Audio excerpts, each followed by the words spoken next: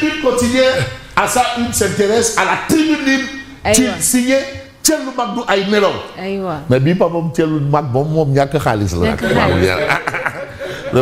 Lat Diop boobu a raison. Théorème de Lat Diop. Le théorème de Lat Diop. Thielou Mag ñàkk xaalis. Tribune libre de Thierno Diop, journaliste. Pas journaliste des Djam et des mobiles de crime. Diomaye Pastef. Attention, parce que les propos d'un président, attends, ça peut, comme ça peut ne pas être, fatal. Mais la fatalité ou le fatalisme, c'est ça. Quand la crise politique devient un risque financier, attention, il y a forcément ou il y a toujours des conséquences. Parfois, des gens payent des pots même qui n'ont pas cassé. Et nous, c'est à tout casser qu'on salue quand même les Domundar. Hein? Bouna Diop. Parce qu'il dit que non, c'est la part belle faite au Domboutiès. Non, les Domundar Kei, bon, mon Domundar Kei. Hein? Voilà. Alors, en évoquant lui-même le risque d'affaiblissement de Pastef, le président a envoyé un signal que les marchés ont immédiatement interprété comme une tension interne au pouvoir. Attention, il a évoqué des questions d'ordre politique, mais c'est le président, c'est lui le président. Ah oui, la frontière là, vraiment, est-ce qu'elle existe d'ailleurs? C'est lui le président. Et dans un contexte déjà marqué par des interrogations, la situation est déjà là.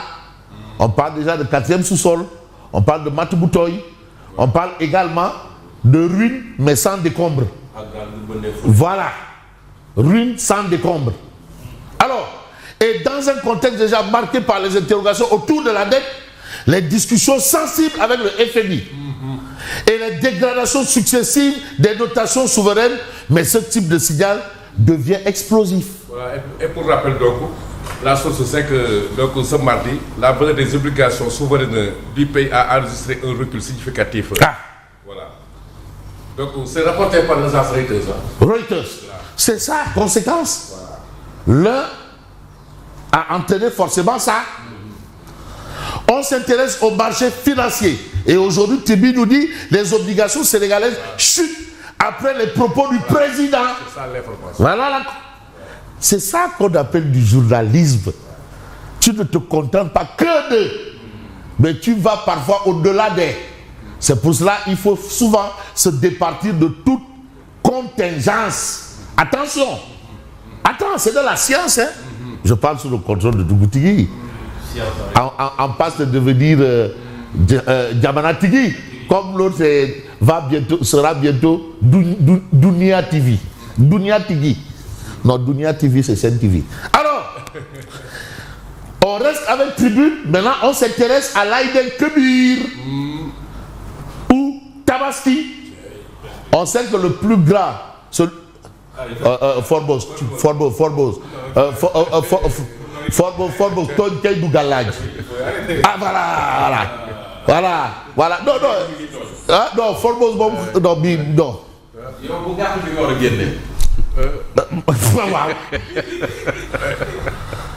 Cri de détresse des centaines de concessionnaires de camionneurs sénégalais bloqués au Mali. Et on sait le rôle que le Mali joue par rapport à la Tabaski au Sénégal. Un grand rôle. Menace sur l'approvisionnement en moutons de Tabaski. Donc il faut prendre les devants. Gouverner, c'est anti-ci. Donc il faut prendre les devants. Il faut encore prendre des mesures. Des mesures. Mais ouais, quand même prendre mesure, mais quand il y a une mesure, et après il y a une mesure. Il faut une hein? Il a dit mesure. On va prendre des mesures, mais quand il y a il faut une wala Khartoum wala kenn xamul da ngay xotti rek mesure mais da ngay ñaw nag tu as dit tu peux maintenant et les vaches seront bien garées les gësëmër gësëm les journalistes informent les supporters supportent les arbitres arbitrent les gouvernants gouvernent et les vaches sont bien garées donc on a ça. Vous avez fraude à l'état civil, l'État prend le taureau par les cornes. Ça, c'est un problème très très, très sérieux. Mais on va voir Wolf Quotidien qui nous plonge dans l'univers pastéfo-pastéfien. Pastéfo-pastéfien. Autant pour moi. Relation heurtée entre Sonko et Diomaye. Heurtée. On parle de relation heurtée. Heurtée. Choc des ambitions. Ah. Peut-être. Parce que l'ambition n'est pas un délit. Hein? Ah non. C'est plus de la cohabitation douce. Maintenant, c'est mais dans la cohabitation heurtée là, on veut savoir qui est le mortier, qui est le pilon. Oui. Hein? Oui. Qui est court. Alors, à qui profite le duel? Ah, il faut bien comprendre aujourd'hui à qui profite le duel. Est-ce un duel à fleurer moucheté ou un duel? Parce qu'il y a aussi parfois des duels qui ressemblent à du Khulo Yamba. Il y a le kham de Khulo Yamba. Nous sommes police, nous sommes gendarmerie. Khulo Yamba. Mais le problème de fond, c'est quoi? Légui, est-ce que Takoul Tintak? Est-ce que Takoul Wayofelbi non plus? Wayofelbi, oui, Tinkei, Fokoul. En tout cas, nous on sait une chose. Les Ketounen, bon, jusqu'à présent, c'est ça qu'on va retenir. Jean-Charles Biagui, enseignant-chercheur en sciences politiques à l'UQAD. Mais les dirigeants préparent déjà la prochaine présidentielle. Ils sont déjà à la prochaine présidentielle. Au lieu de passer aux prochaines générations. Ouais. Ils sont dans une dynamique de. Certains disent que non, ça ressemble plus à du Doumedem, Dodem, Kenboudem. Théorème de. Mais ce sera juste raison, Fabrice. Ah! On nous a vendu du Diomaye Moïse Sonko. Pourquoi essayer de diviser les deux? Ah! Soit on les prend tous les deux, on remet, ou on prend tous les deux, on met de côté. Ils sont tenus d'être ensemble. C'est tout. En tout cas, ceux qui nous ont vendu là. Ouais. Non, ils n'ont pas vendu ça à crédit. Logique pour logique. Non, ça n'a pas été vendu à crédit. Robert. 54%. Bolenan ou le boletou. Waouh! Vous avez dit, vous pouvez maintenant. C'est ma logique de toute façon. Wow. Il ne faut pas jouer avec la poudre de type piment. Vous parlez de la direction du vent. Voilà la situation. Ibrahima Bahoum, si l'opposition est suffisamment outillée, elle va récupérer des voix. Ça, c'est un fait. Mais, ça, c'est l'expérimenté Bahoum. Mais, enquête quand même évoque une question importante qui a été longtemps agitée. Il y a beaucoup de questions, telles la criminalisation de l'homosexualité, telle ceci ou cela. Et aujourd'hui, on nous dit fonds politique, la loi de l'Omerta. C'est ça qu'on retient. On n'en parle plus. On n'en parle plus. Alors, fonds politique entre fantasmes des citoyens et omerta des autorités.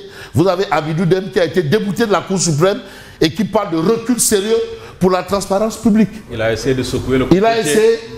Malheureusement, on lui a dit circuler. C'est un rebours des codes de l'UEMOA. Ah oui. Mais bien sûr. Parce que toutes les informations doivent être rendues. Mais vous avez 2 minutes pour lire l'essentiel. Bilan, loi électorale, duel.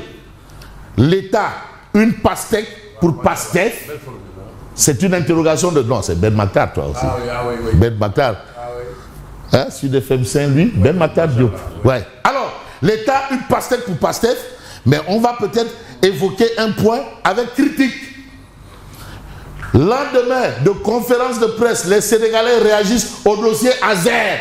Et à l'unanimité, c'est la question qu'on s'est posée hier. Anne Khalisbi, tout ce qu'on nous a expliqué, la seule question qui est retenue, qui sort de tout, c'est où sont les 37 milliards. Je vous ferai la compilation. En Djola, on doit savoir. En Malinké, même en Maswanké, en Khalisbi. Même en créole, on m'a envoyé. Même en créole. Où sont passés les 37 milliards de laser? Et où est l'espagnol? Mais on voit tout, on entend tout, mais sauf où est allé les 37 milliards? Mais vous avez les réactions. Il y a forcément des documents de traces. On attend des explications claires. On nous parle de Djoubati, mais dans ce dossier, je ne vois pas cette promesse de concrétiser. Ce qui m'importe, c'est de savoir combien de villages ont été électrifiés. La réponse coule de source. Phrase. Mais Fabrice, vous avez oublié l'argent. Ouais. L'argent n'aime pas le plus. Non, mais argent, ça aime le but. 37 milliards. Et on nous dit qu'on ne sait pas. On est allé à Ngaï, on n'a pas trouvé. Mais Mais tu vois, c'est ce qui sont véritablement concernés. Oui, hein? Mais c'est compliqué. Mais les concernés n'en parlent presque pas. Hein? Ah oui. C'est quoi? Il y a drap ou quoi? Est-ce qu'il y a drap? Hein? S'il y a drap, quand on dit il y a drap, voilà, il y a drap.